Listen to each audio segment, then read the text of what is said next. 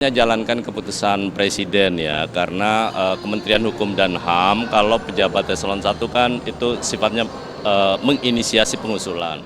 Tapi semuanya itu di tangan Presiden. Kebetulan SK Presiden udah turun, maka hari ini kami bersyukur Pak Andap juga masih tetap di Kementerian Hukum dan HAM, beliau duduk sebagai staf ahli, sekaligus juga menyelesaikan tugasnya sebagai pejabat gubernur di Sulawesi Tenggara. Sehingga dengan demikian, dengan kehadiran Pak Niko hari ini, insya Allah itu bisa mengakselerasi pelayanan di Kementerian Hukum dan HAM untuk bisa menjadi lebih baik. Karena itu mohon dukungan teman-teman media semua untuk memberi masukan kontrol kementerian ini untuk bisa menjadi kementerian yang dapat dan layak dipercaya oleh publik. Dari boleh isu lain, jelang kampanye di lapas sendiri persiapannya seperti apa dari Kemenkumham? Nanti dengan Dirjen Pas ya, prinsipnya saya sudah panggil juga menyampaikan kepada seluruh Kakanwil untuk membuat suasana di lapas itu sekalipun menjelang pemilihan, tetapi suasana pembinaannya tetap harus berjalan, terutama kegiatan pemberdayaan. Di lapas hari ini saya lebih fokus bagaimana kemudian warga binaan itu bisa mendapatkan kegiatan dan bisa produktif. Ya, berbagai program yang saya minta baik dari kementerian maupun dari badan usaha milik negara untuk memberikan alat-alat produksi dan mereka kemudian nanti bisa mendapatkan penghasilannya bisa ditabung, itu yang menjadi konsentrasi saya sekarang. Supaya mereka bisa melupakan suasana sebagai menjadi warga binaan, tetapi punya aktivitas, punya kesibukan sehingga dan jauh lebih produktif. Cukup ya, maaf, cukup Mbak. Sendiri yang sudah terdaftar mungkin akan Nanti saya cek ya berapa jumlah DPT-nya. Saya belum dapat konfirmasi dari yang jelas warga binaan kita kan hampir kurang lebih sekitar 240 ribuan ya. Nah saya belum tahu nih berapa persisnya. Nanti saya informasikan ya. Cukup ya. Saya sudah sampaikan di Dirjen Pas bahwa tidak ada toleransi yang terkait dengan penggunaan narkoba.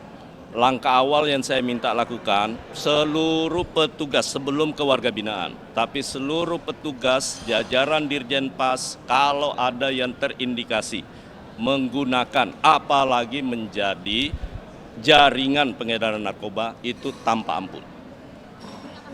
Pak, pasti langsung kita beri sanksi. Makasih ya. per saat ini sudah ada yang ditemukan.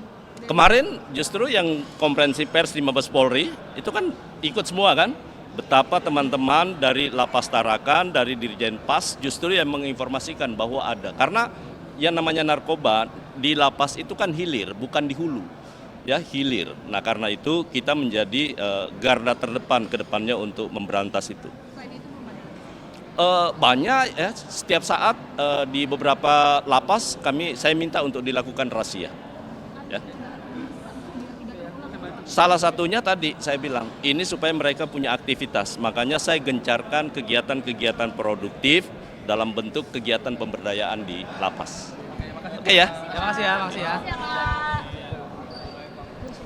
ya. Jalankan keputusan Presiden ya, karena Kementerian Hukum dan HAM kalau pejabat eselon 1 kan itu sifatnya menginisiasi pengusulan. Tapi semuanya itu di tangan Presiden. Kebetulan SK Presiden udah turun, maka hari ini kami bersyukur Pak Andap juga masih tetap di Kementerian Hukum dan HAM, beliau duduk sebagai staf ahli, sekaligus juga menyelesaikan tugasnya sebagai pejabat gubernur di Sulawesi Tenggara. Sehingga dengan demikian, dengan kehadiran Pak Niko hari ini, insya Allah itu bisa mengakselerasi pelayanan di Kementerian Hukum dan HAM untuk bisa menjadi lebih baik. Karena itu mohon dukungan teman-teman media semua untuk memberi masukan kontrol kementerian ini untuk bisa menjadi kementerian yang dapat dan layak dipercaya oleh publik. dari boleh isu lain, jelang kampanye di lapas sendiri persiapannya seperti apa dari Kemenkumham? Nanti dengan Dirjen Pas ya, prinsipnya saya sudah panggil juga menyampaikan kepada seluruh Kakanwil untuk membuat suasana di lapas itu sekalipun menjelang pemilihan, tetapi suasana pembinaannya tetap harus berjalan, terutama kegiatan pemberdayaan.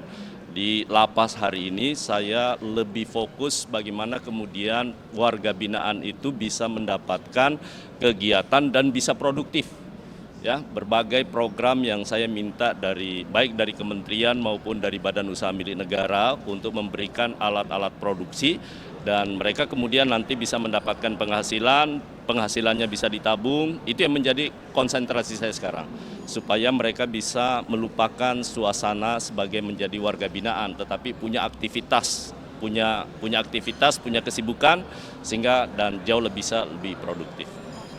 Cukup ya, maaf, cukup Mbak. Sendiri yang sudah terdaftar mungkin akan Nanti saya cek ya berapa jumlah DPT-nya. Saya belum dapat konfirmasi dari yang jelas warga binaan kita kan hampir kurang lebih sekitar 240 ribuan ya. Nah saya belum tahu nih berapa persisnya. Nanti saya informasikan ya. Cukup ya.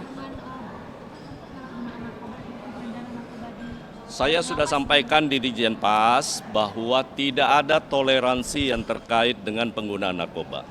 Langkah awal yang saya minta lakukan, seluruh petugas sebelum ke warga binaan, tapi seluruh petugas jajaran Dirjen Pas kalau ada yang terindikasi menggunakan apalagi menjadi jaringan pengedaran narkoba itu tanpa ampun. Pasti langsung kita beri sanksi. Makasih ya. per saat ini sudah ada yang ditemukan. Kemarin justru yang konferensi pers di Mabes Polri itu kan ikut semua kan, betapa teman-teman dari Lapas Tarakan, dari Dirjen Pas justru yang menginformasikan bahwa ada. Karena yang namanya narkoba di lapas itu kan hilir, bukan di hulu. Ya, hilir. Nah, karena itu kita menjadi garda terdepan ke depannya untuk memberantas itu. Selain itu Banyak ya, setiap saat di beberapa lapas saya minta untuk dilakukan razia. Ya. Salah satunya tadi saya bilang, ini supaya mereka punya aktivitas. Makanya saya gencarkan kegiatan-kegiatan produktif dalam bentuk kegiatan pemberdayaan di lapas. Oke ya? Makasih ya.